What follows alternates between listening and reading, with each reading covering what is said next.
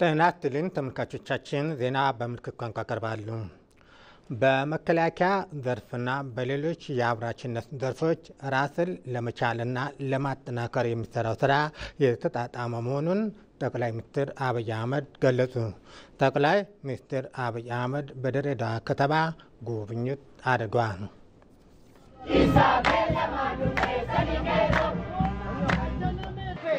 ጠቅላይ ሚኒስትር ዶክተር አብይ አህመድ በምስራቁ የሀገሪቱ ክፍል እያደረጉ ባለው ጉብኝት በተለይ በግብርና፣ በሌማት፣ በኢንዱስትሪና በከተማ ኮንስትራክሽን እየተሰሩ ያሉ ስራዎች አስደናቂና የዜጎችን ሕይወት እየቀየሩ መሆናቸውን ገልጸዋል።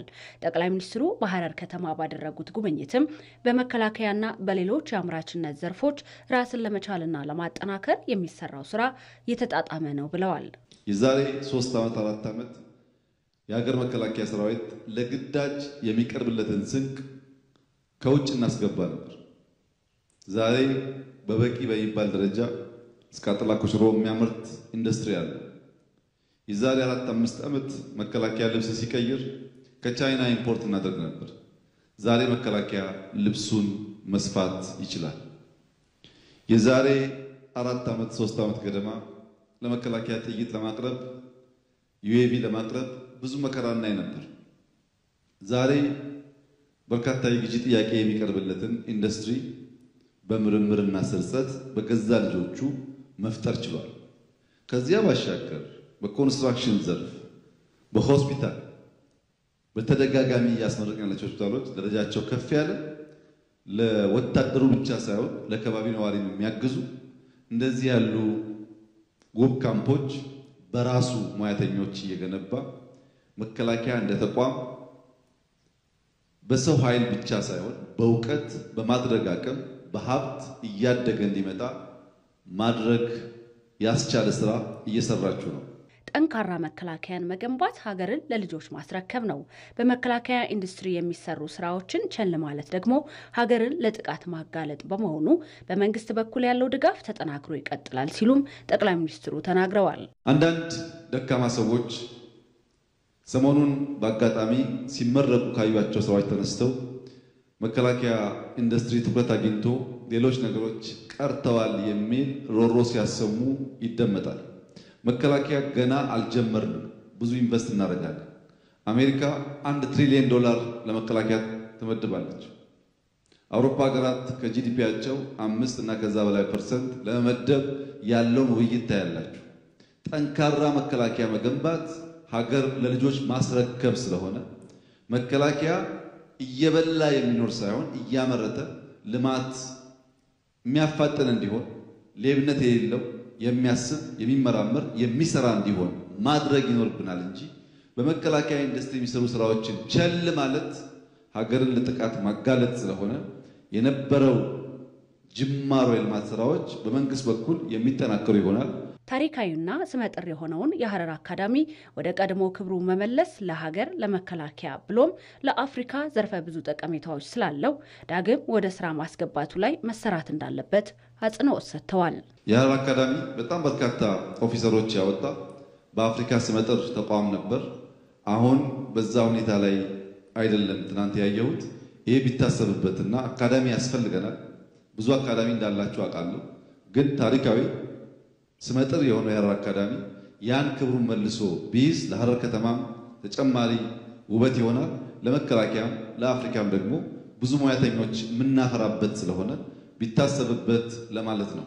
በምስራቅ ኢትዮጵያ የተጀመሩ የልማት ስራዎች ተስፋ ሰጪና ለሀገር እድገት ወሳኝ በመሆናቸው ተጠናክረው መቀጠል እንዳለባቸውም ጠቁመዋል። ምስራቁ የሀገራችን ክፍል በግብርና፣ በማይኒንግ፣ በኢንዱስትሪ፣ በቱሪዝም በጣም ተስፋ ሰጪ ጅማሮች አሉ።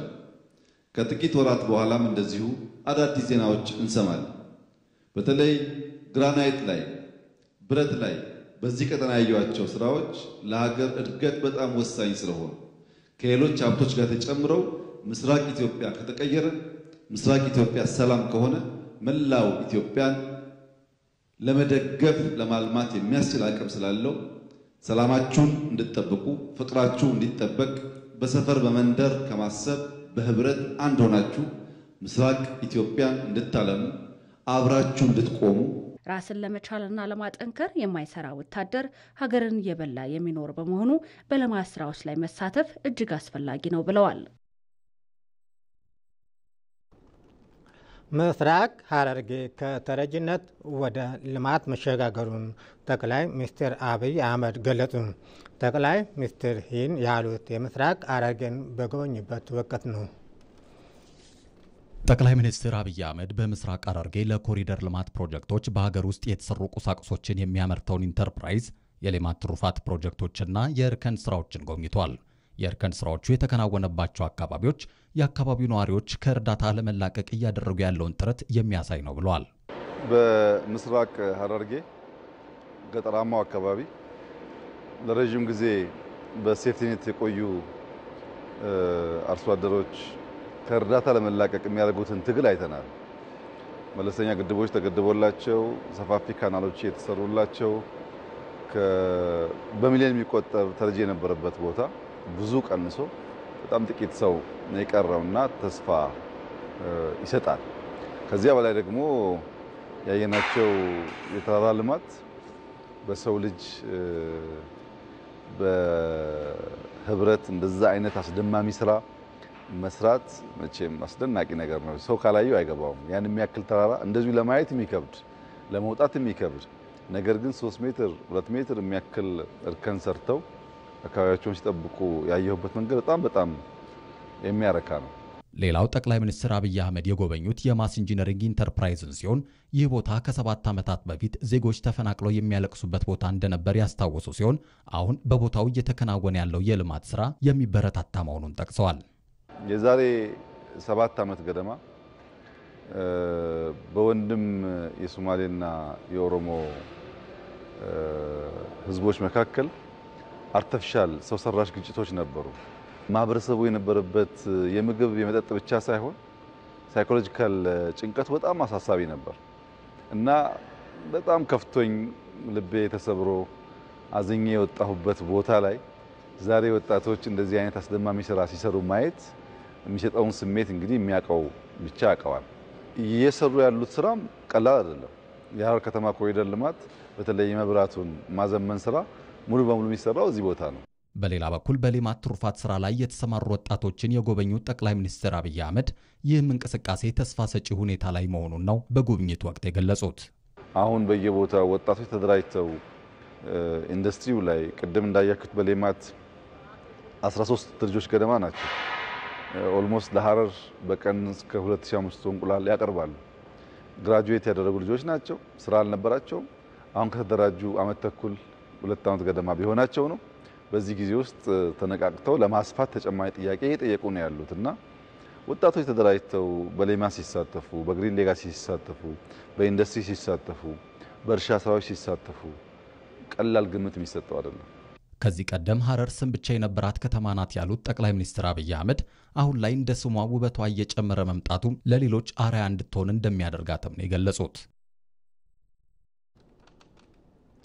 ሁለተኛው ምዕራፍ የአዲስ አበባ ከተማ የኮሪደር ልማት በመልካም አፈጻጸም ሂደት ላይ እንደሚገኝ ከንቲባ አዳነች አቤቤ ተናገሩ። የከተማ አስተዳደሩ ከፍተኛ የስራ ኃላፊዎች በሁለተኛው ምዕራፍ የሚገነቡ የኮሪደር ልማት ስራዎችን አፈጻጸምን በመስክ ተዘዋውረው ገምግመዋል። 2 የወንዝ ዳርቻዎች ልማትን እንዲሁም 6 አጠቃላይ የኮሪደር ልማትና መልሶ ማልማት ስራዎችን ያካተተው ሁለተኛው ምዕራፍ የአዲስ አበባ ከተማ የኮሪደር ልማት በ8 ኮሪደሮች ከመጀመሪያው ምዕራፍ ከፍ ባለ የቆዳ ስፋትና የልማት ስብጥርን አካቶ እየተገነባ ይገኛል። የከተማ አስተዳደሩ ከፍተኛ የስራ ኃላፊዎች በሁለተኛው ምዕራፍ የሚገነቡ የኮሪደር ልማት ስራዎች አፈጻጸምን በመስክ ተዘዋውረው በጎበኙበት ወቅት ከንቲባ አዳነች አቤቤ 135 ኪሎ ሜትር የመንገድ ርዝመትና ከ3000 ሄክታር መሬት በላይ የሚሸፍነው የሁለተኛው ምዕራፍ የኮሪደር ልማት በጥሩ የአፈጻጸም ሂደት ላይ ይገኛል ብለዋል። በግምገማችን ተጀምረው የተጠናቀቁ በርካታ ስራዎች እንዳሉ አይተናል። ተጀምረው ደግሞ በመጠናቀቅ ሂደት ላይ ያሉም እንዳለ ተመልክተናል። አንዳንድ ቅድመ ሁኔታዎችን ቀድሞ ከመጨረስ አንጻር ደግሞ ትንሽ ዘግየት ብለው የተጀመሩ ስራዎች አሉ። እነሱም በጥሩ ሁኔታ ተያይዘዋል። በርካታ ስራዎች ባቀድነው መሰረት እየሄዱ እንደሆነ በግምገማችን አይተናል። ሁለተኛው ምዕራፍ የኮሪደር ልማት የከተማዋ ዋነኛ ችግሮች የሆኑትን የትራፊክ ፍሰት፣ የህዝብ የጋራ ስፍራዎች እጥረት፣ የመጫወቻና ስፖርት ማዘውተሪያ ስፍራዎች ክፍተትን መፍታትና የብዙሃን መጠቀሚያዎችን በስፋት ማልማትን አካቶ እየተገነባ መሆኑንም ከንቲባ አዳነች ጠቁመዋል። በዚህ በሁለተኛው ብቻ 23320 ተሽከርካሪዎች ማቆም የሚችል የፓርኪንግ ስፍራ እየተዘጋጀ ነው ያለው። በርካታ ተርሚናሎች በመጠናቀቅ ሂደት ላይ ነው ያሉ፣ የተጠናቀቁም አሉ ማለት ነው። ይህም ብቻ አይደለም። በሁለተኛው ኮሪደር ወደ 112 የሚሆኑ የህዝብ መጸዳጃ ስፍራዎች እያለቁ ነው ያሉት። ህንጻ እንኳን ብንል በአንደኛው ኮሪደር ወደ 700 የሚደርሱ ህንጻዎችና ቤቶች ነው ያደስ ነው።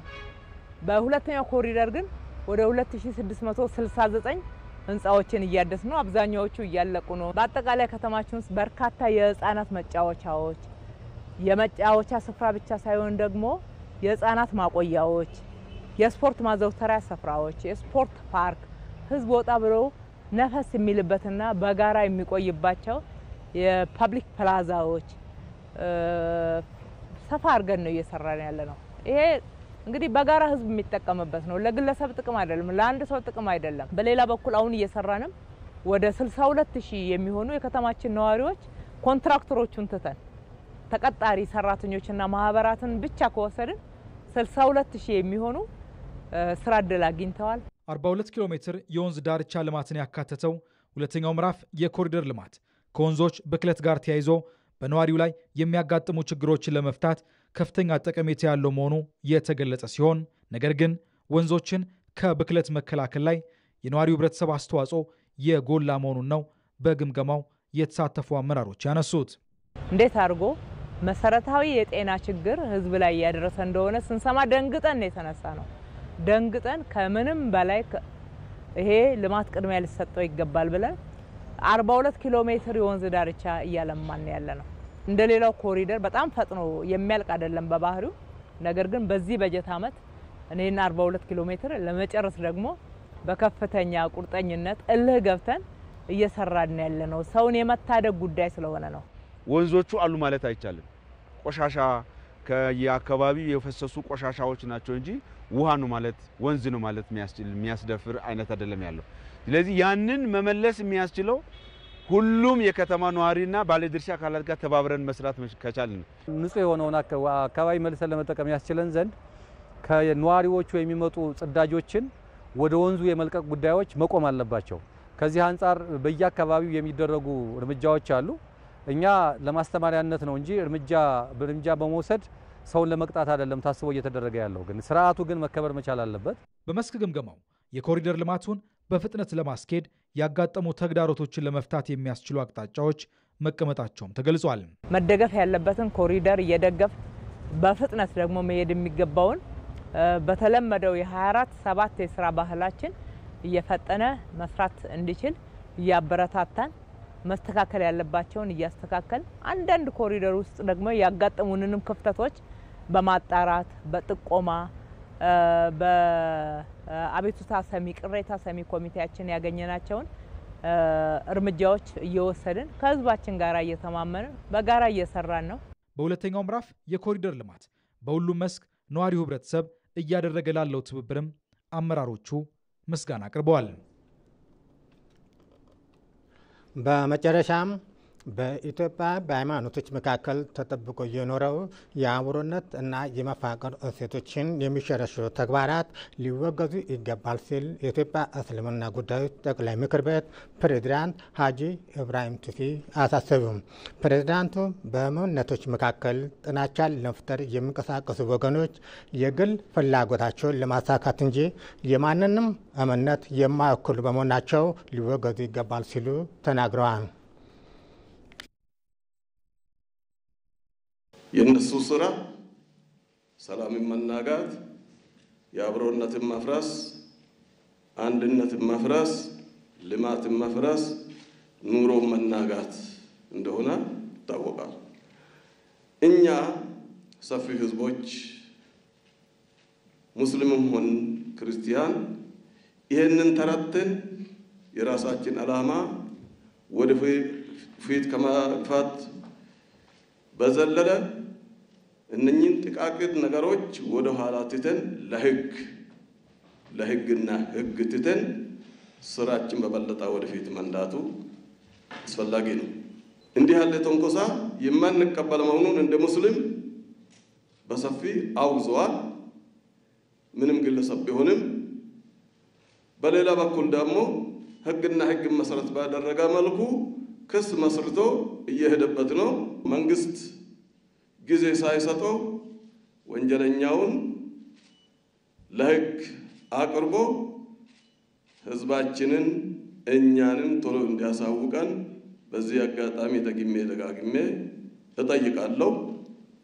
በሁለተኛ በኩል ሌሎች የሃይማኖት ተቋማት ወገኖቻችን ማለት ነው ከዚህ በፊትም በአብሮነት በመተባበር እዚህ የደረስነው የሃይማኖት ተቋማት ሁሉም ከኛ ጋር እንደሚቆሙ እርግጠኛ ነኝና በመሐከላችን እንዲህ ያሉ ክስተቶች ሲከሰቱ ምንም ነገር ሳይሰማን በአንድነት በህብረት በነበረው መልክ አጠናክረን ፍቅራችን አብሮነታችን ቀጥለን የምናጠናክር መሆኑን በዚህ አጋጣሚ ለማግለጽ ወዳለሁኝና ህዝቦቻችን ደግሞ መንግስታዊ እና ህጋዊ